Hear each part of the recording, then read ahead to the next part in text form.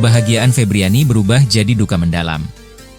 Dikutip dari tribunbali.com, belum genap 2 pekan membina rumah tangga, pria 27 tahun itu harus merelakan kepergian sang istri tercinta bernama Cahyani, yang menjadi korban tragedi tenggelamnya kapal KMP Tunu Pratama Jaya pada Rabu, 2 Juli 2025. Tangis dan penyesalan menyelimuti Febriani yang tak menyangka perjalanan singkat menyeberang Selat Bali, berujung perpisahan abadi.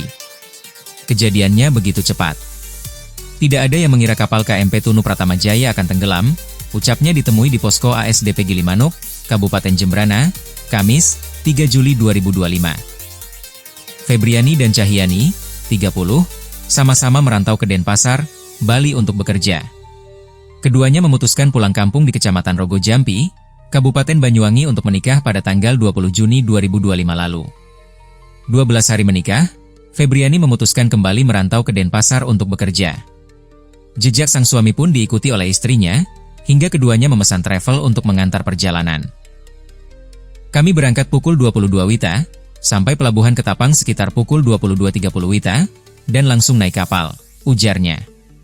Sebagai orang yang kerap melakoni perjalanan Bali Jawa, Febriani merasa olengnya kapal yang ia rasakan saat itu adalah hal biasa.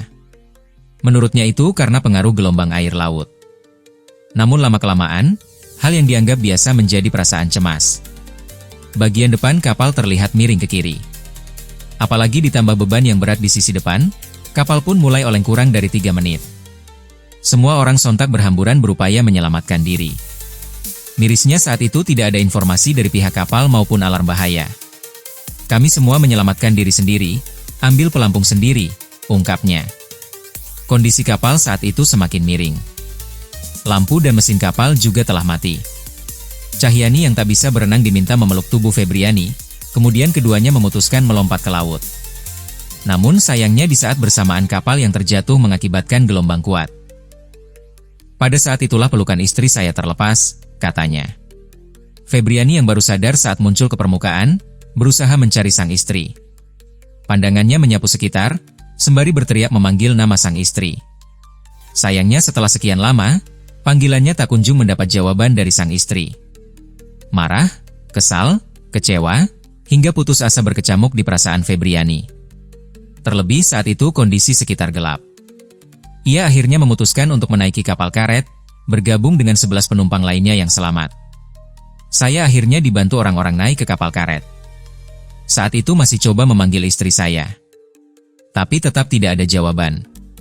Disitulah saya putus asa, tapi masih berusaha berpikir positif, mungkin istri saya di perahu karet lain, ujarnya. 12 orang terombang-ambing di kapal karet semalaman. Hingga pukul 7 WITA, terlihat kapal nelayan. Seluruh orang berusaha teriak memanggil kapal itu. Namun karena ukurannya yang kecil, terpaksa hanya setengah yang bisa diangkut. Sedangkan sisanya dijemput setelah nelayan itu memberi informasi pada rekannya. Setibanya di darat, Febriani segera dibawa ke posko ASDP Gilimanuk pukul 9.30 WITA. Di tempat inilah ia menerima kabar bahwa Cahyani telah ditemukan namun meninggal dunia.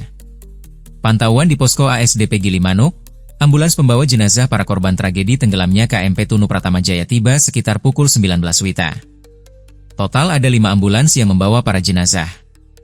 Febriani juga diberi kesempatan untuk melihat wajah istrinya.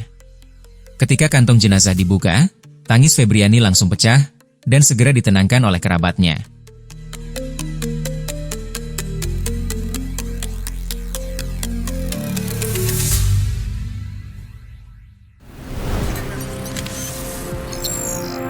Tribun X menghadirkan lokal menjadi Indonesia.